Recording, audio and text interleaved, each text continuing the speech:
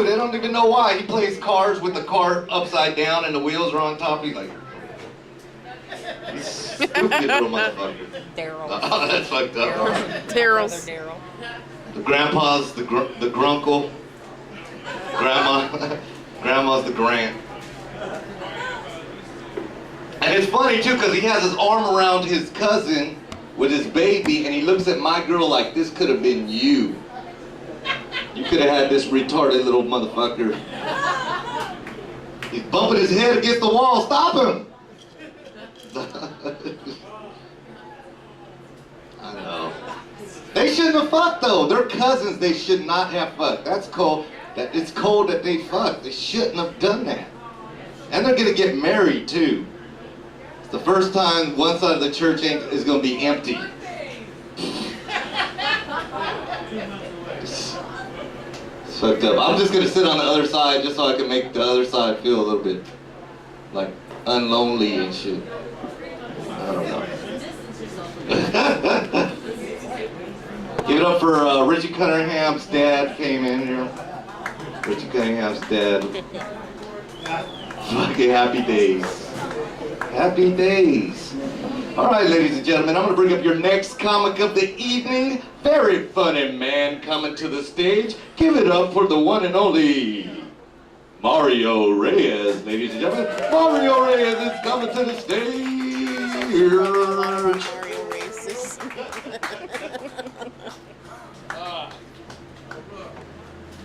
It's my second time here at Liam's. My first time I was ever here, guys, Just Mikey told me, just before I came on the stage, Just Mikey said, hey, if you're nervous, I'll help get you off. And I looked at him, I'm like, wait, do you mean on the stage or in the bathroom? And then now I'm looking at Rick, I'm thinking the exact same thing. I mean, you know, Rick stole one of my jokes. I gotta say, I was prepared to come out and talk about the hikers tonight, but Rick kind of stole my thunder on that. That's all good. But I gotta go a different angle, because he was talking about if he was lost on the mountain, he'd be fucking with the girl. Okay. No, not fucking with the girl, fucking the girl. Fucking the girl. Okay. Not see, fucking with the I girl. understand, but I understand why they got separated. Have you guys ever been lost with your chick for like 5 minutes and she won't shut the fuck up? She just keeps nagging. No, we're lost. You just keep the fuck out of the car. Get out. I can't handle it. I understand. Who got found first? The guy. And who got found second? The girl. Why? Because teenage girls never shut up. She's screaming for help. That's how she got found. Okay. But see, if me and my wife, if we went out hiking, I guarantee one of us is going to come out alive. Okay, she'll come out alive, she'll never remember where she left my body. But see, my wife's a good expert at survival because she watched that Doomsday Preppers. Did you guys ever see Doomsday Preppers? They had like one of these clocks like this one ticking down the end of the world that never happened. Anyway, my wife would watch Doomsday Preppers like she was in a college lecture taking notes. She'd sit there on the couch with pad and paper. Okay, I need water, I need tampons, I need slingshots. I'm like, whoa, back up. Why do you need tampons for survival? She's like, because tampons are a great survival necessities. Because if you get shot, you can plug your bullet holes with them. If you need clean water, you can filter your water with them. I'm like, hey, that's great. You know, Dracula comes by, he can brew himself some tea. That was pretty nasty, huh? Anyway, one thing I wanted in my survival bag were Twinkies. Because, honestly, look at me, I need Twinkies. But my wife says, you can't survive on Twinkies. I said, no, see, I'm not using the Twinkies to survive. I'm using the Twinkies as bargaining chips. Because at the end of the world, when Honey Boo Boo and Jabba the Hutt and Mom are the only two left, I'm going to get all that TLC money from them for Twinkies. And another thing I love about Twinkies, being a stoner, I can survive on Twinkies. Do you have any stoners in the house tonight? Woo, one? Oh, I'm in Colton, I forgot. Hey, any fucking tweakers in the house tonight? Yeah, obviously, wrong drug, my bad. Hey, don't ever go to Amsterdam. You know that now? I heard we have better stuff. Well, we do have better stuff here. We have hash bars here now. Have you been to a hash bar? That's like a whole nother level. I went to a hash bar in Garden Grove, and like, one little hit off it. This stuff is like extreme. It broke me out into sweat. I was like, I thought I was gonna die. I thought I was gonna be the first person to fuck it up for everybody. This stuff's extreme. But yeah, no, in Amsterdam, they illegalized weed. What kind of crap is that? It is now illegal to smoke weed in Amsterdam. Okay, but they left two things legal. Do you know what they are? Hookers and heroin.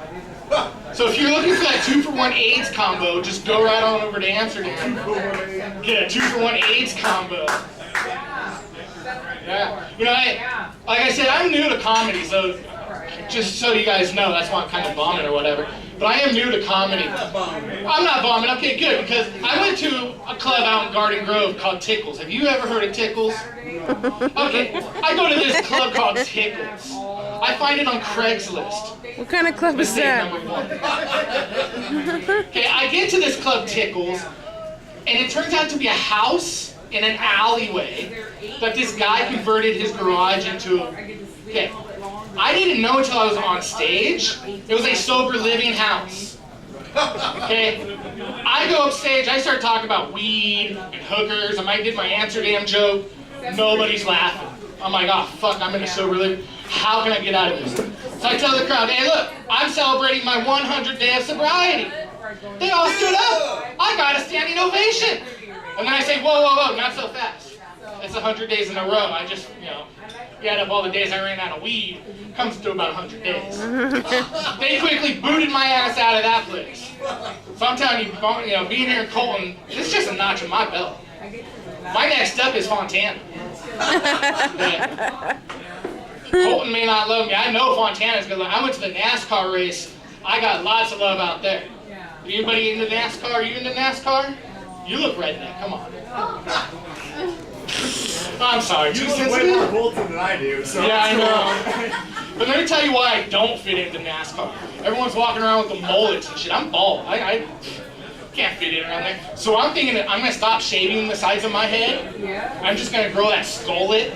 Where it's just bald on top of the hair and the beard. I'm going to rock the skullet next year at NASCAR. You know, my mom's a huge NASCAR fan, though, I should tell you. But I love to fuck with my mom about NASCAR because she's a huge Gordon fan. And she won't ever believe that Gordon's gay. I'm like, Mom, his car is a rainbow. He likes getting rear-ended. So the other day, my mom asked me, why do they just race in circles? And I said, well, Mom, it's obvious. It's because Gordon can't turn straight. Give me a second here. Like I said, cotton mouth, you know? Another thing about NASCAR, like I said, I like to tease my mom about being gay and all that. Do we have any friends out here that are extremely homophobic? Like you two guys right here. Could you handle if your friend made a gay joke about you? Okay, see, I have a friend that he's extremely homophobic. He can't handle it. So I like to fuck with him in public situations. Okay? Like, so we were at Chili's the other day, and just before our waitress came to take the order, she's at the table, she's like, can I get you guys anything to drink? Before he orders, I slam my hand down on his menu. And in the gayest voice, I go, excuse me, he will have a salad and a water. He turned bright red, he didn't know what to do. He kicked me under the table, and I'm like, stop playing footsie, sweetie. Waitress totally bought it that night. Then the next day, we go to a medical marijuana dispensary, and he sees this chick, and he knows, oh, this chick's hot, he hits on her all the time. We walk in together, and the girl says, oh, are you two together? And before he says anything, I said, oh, well, yeah, but the state doesn't recognize it quite yet. I cock block him every time, he fucking hates it. But I guarantee you, I am not gay, I assure you of this, okay? I assure you. I see the blonde looking at me. Anyway, one more thing. So stupid. Anybody gonna go see that new Jurassic Park movie? And I say new because old. They re-released it because that's how they're gonna rape you of your money every 5 years. My daughter wants to see that. My daughter, she's 7 years old. It's the most precious little thing in the world. Okay. She says, Daddy, I want to go see Jurassic Park. I want to go see Jurassic Park. I'm like, wait, whoa. You want to go see Jurassic Park? We own the fucking DVD. It's right there in the living room. Go put it in. But she's like, no, Daddy, you gotta go spend your money on it. I gotta go see it in 3D. I'm like, hey, you know what? You wanna go see it in 3D? Sit that close to the TV. That's 3D. That's how you get closer. That's how I save $25, because I'm cheap. Trust me, if I had $20 in my pocket, I'm going to Goodwill to pop some tags. Y'all know that song's about, right? Come on, thrift shopping. One of my favorite songs on the radio right now is a song by Flo Rida called Whistle. Have you heard Whistle? What's Whistle about? That's old. Let me hear your interpretation of Whistle. Whistle is about blowjobs, thank you very much. We know where the sluts are in the audience. Oh, I'm sorry. that's so messed I'm up. just kidding. I know. You're not a slut. You look like a whore. Mario. You're bombing, but it's cool. I know. I'm totally kidding. I know. I'll buy it. I'm kidding. She's very lovely. I know nobody can see her. She's very lovely lady. And I should probably leave before I get my ass kicked. One more thing before I leave, guys. Like I said, I do have a daughter. And I asked my daughter recently, draw a picture of me. Because I want to see what a 7-year-old thinks of her dad on stage. And so this is what my daughter draws of me, guys. A 7-year-old's perspective of her dad.